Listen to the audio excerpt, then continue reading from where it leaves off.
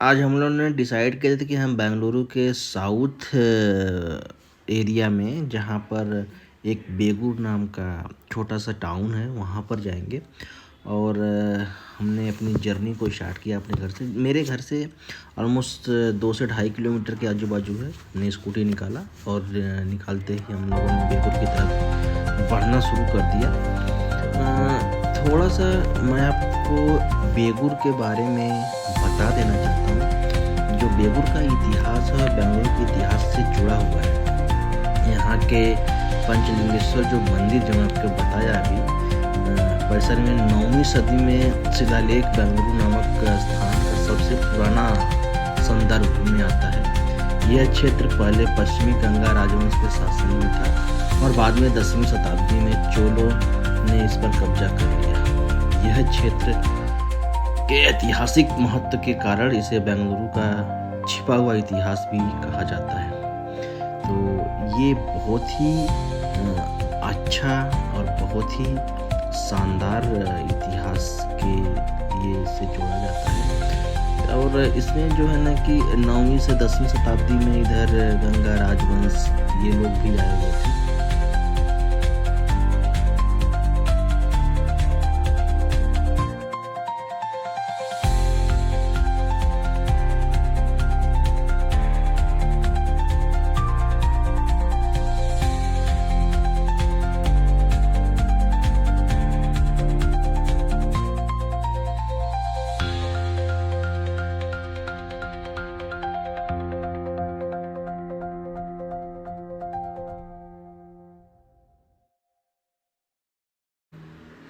तो हम लोग ऑलमोस्ट पहुंचने वाले हैं बेगूर लेक के आसपास।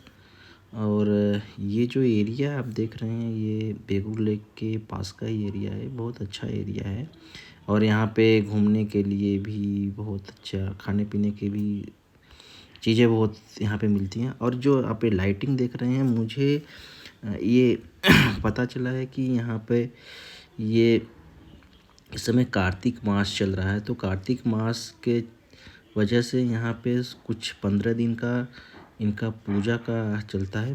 ये टेंपल के अंदर ही चलता है। उसकी वजह से ये पूरे लाइटिंग को यहाँ पे लगा दिया गया है पूरा A to Z। ये मेन गेट है, ये अपना मेन गेट है जो मंदिर में जाता है।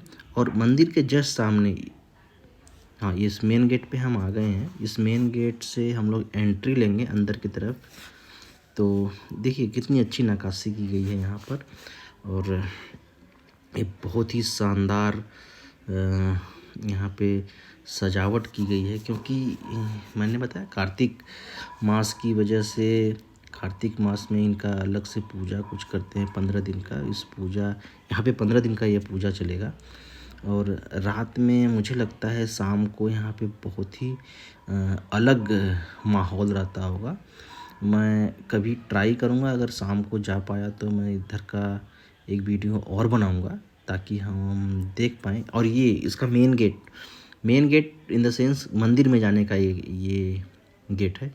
यहाँ से अभी करीब दोपहर के 2-3 बज रहे हैं तो गेट सभी मंदिर परिसर बंद रहते हैं। ये साउथ में ऐसा है, सारे मंदिर परिसर बंद होते हैं। तो हम ये कह सकते हैं कि हम मंदिर के अंदर नहीं जा पाएंगे, लेकिन बाहरी जितने भी सौंदर्य की चीज़ें हैं वो सब मैं आपको दिखाने का कोशिश करूँगा। ये एक शिला है या एक पत्थर है जिस पे कुछ तो लिखा गया है कन्नड़ भाषा में।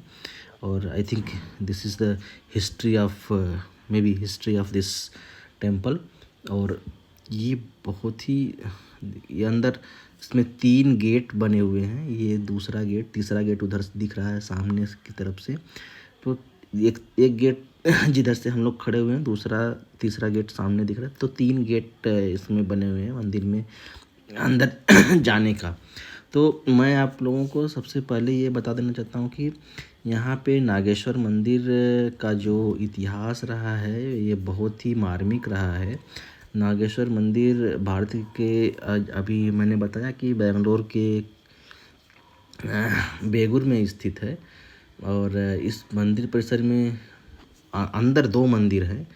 एक नागेश्वर स्वामी का मुख्य देवता जो ऋषि द्वारा प्रतिष्ठापित की गई है, और मंदिर का निर्माण पश्चिमी गंगा राजवंश के राजा के नीति मार्ग जिसको बोला जाता है और अयप्पा नीति मार्ग दो दो हैं के शासनकाल के दौरान किया गया था। शेष मंदिरों को इस क्षेत्र का चोल वंश होयसल वंश के नाम से विजय साम्राज्य के शासन के बाद की विरासत माना जाता है। और ये भी माना जाता है कि रामायण में जब रावण को गोकर्ण से अपना आत्मलिंग खो दिया था तो उसने यहाँ पर आकर अपना सब कुछ किया था।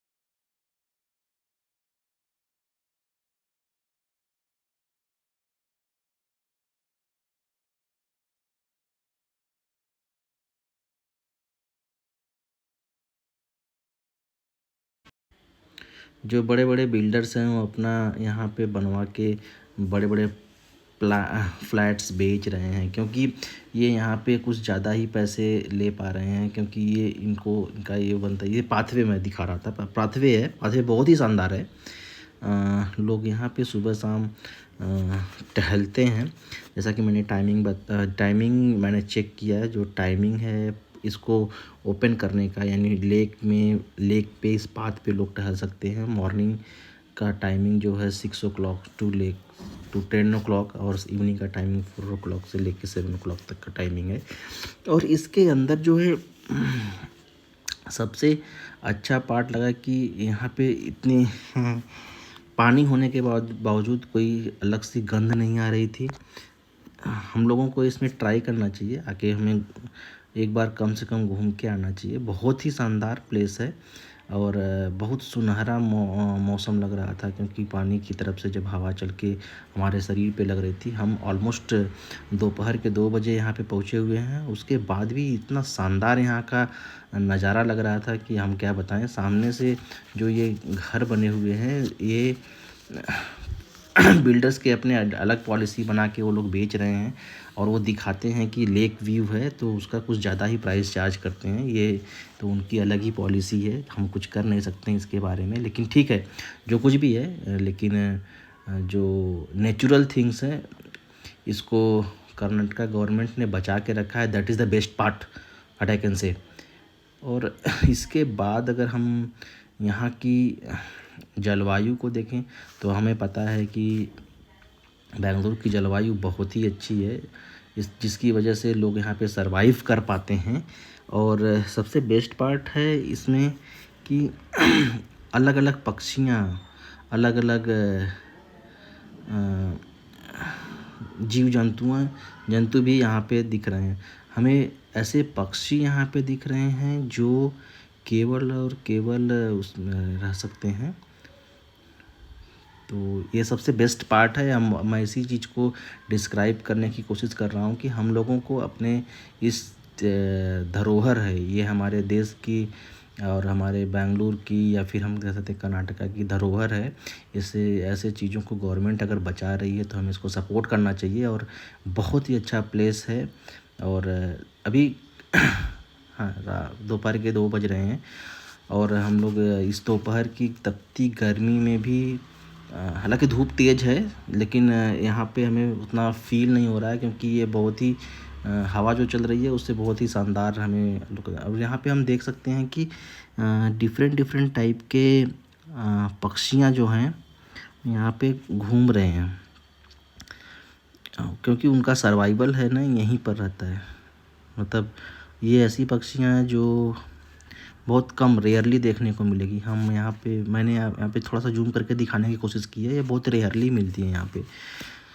और यहाँ पे जो लेक के बगल में ना वो 100 फीट रोड गया है। 100 फीट रोड में बहुत से वेंडर्स उधर लगा के रखते हैं, अपने खाने पीने का सामान भी मिल जाता है। आई थिंक शाम को थोड़ा सा चहल पहल ज़्यादा रहती होगी, दोपहर के टाइम था तो उतना कुछ चहल पहल नहीं था, लेकिन शाम के टाइम पर आई थिंक चहल पहल ज़्यादा मिलती होगी।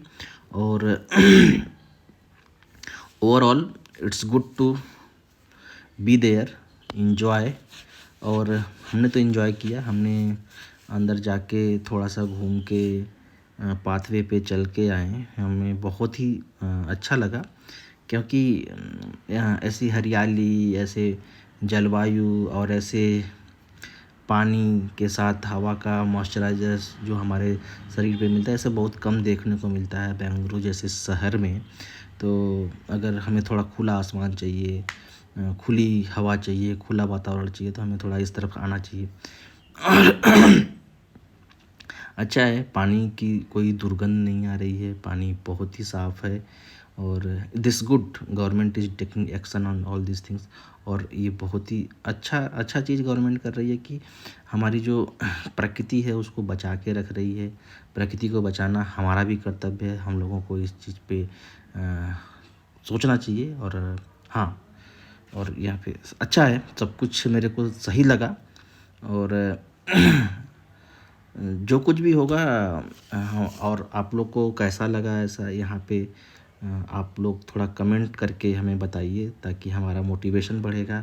अगर हमारा मोटिवेशन बढ़ेगा तो हम ऐसे वीडियोस और बनाने की कोशिश करेंगे, कुछ डिफरेंट प्लेसेस पे जाके बनाने की कोशिश करेंगे। तो आज के लिए बस इतना ही। नमस्कार दोस्तों, अपना ध्यान रखिए। Thank you.